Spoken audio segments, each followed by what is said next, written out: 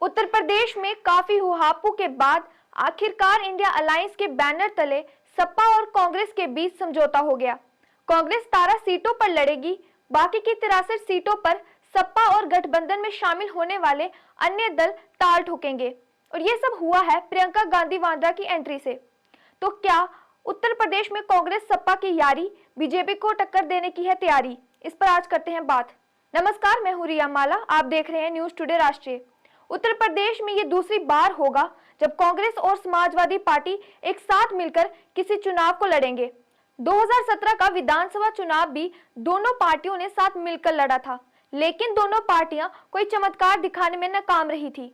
उत्तर प्रदेश के वर्तमान समीकरण को समझते हुए इस बार भी इस गठबंधन द्वारा बहुत बड़ा चमत्कार करने की संभावना नहीं है, लेकिन ये तय है कि इंडिया अलायंस कुछ सीटों पर एनडीए को कड़ी टक्कर जरूर देगी। अगर आंकड़ों के जरिए इसे समझने की कोशिश करें तो उत्तर प्रदेश में कांग्रेस के पास इतना जन आधार नहीं बचा है कि वह सपा के साथ मिलकर कोई बड़ा उल्टफेर कर सके। कांग्रेस का जन आधार उत्तर प्रदेश में लगातार सिमटता जा रहा है।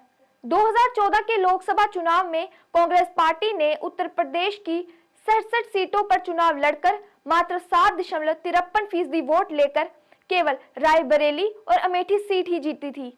वहीं 2019 के आम चुनाव में कांग्रेस 78 सीटों पर लड़ी और मात्र 6.36% वोट लेकर वह केवल सोनिया गांधी की रायबरेली सीट ही बचा पाई।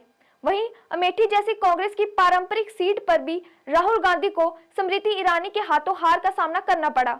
2022 के विधानसभा चुनाव में कांग्रेस से बड़े चमत्कार की उम्मीद लगाई जा रही थी, क्योंकि चुनाव की कमान प्रियंका गांधी वाड्रा के हाथों में थी। लड़की हूं, लड़ सकती हूं के नारे के साथ प्रियंका गांधी भी लगातार उत्तर प्रदेश की राजनीति में सक्रिय हुई।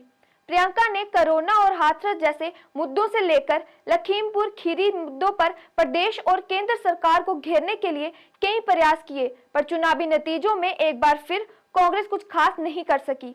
प्रियंका के नेतृत्व में कांग्रेस ने बिना किसी गठबंधन के 399 सीटों पर अपने उम्मीदवार उतारे और नतीजों में कांग्रेस को मात्र 2.33% वोट मिले, जबकि वह केवल 2 सीटें ही जीत पाई। अब एक बार फिर प्रियंका गांधी की उत्तर प्रदेश में एंट्री हुई है और समाजवादी पार्टी के साथ लगभग टूट रहा गठबंधन बचाकर प्रियंका गांधी ने कांग्रेस पार्टी में अपनी अहमता साबित कर दी है।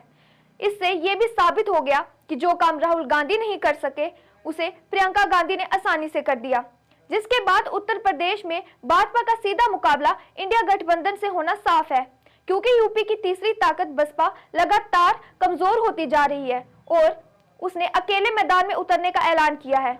वहीं इंडिया गठबंधन के लिए राहत की बात केवल इतनी है कि इस बार मुस्लिम वोटों में बिखराव नहीं होगा, क्योंकि मुसलमानों के सामने इस बार समाजवादी पार्टी और कांग्रेस के रूप में 2 विकल्प नहीं बल्कि एक विकल्प है।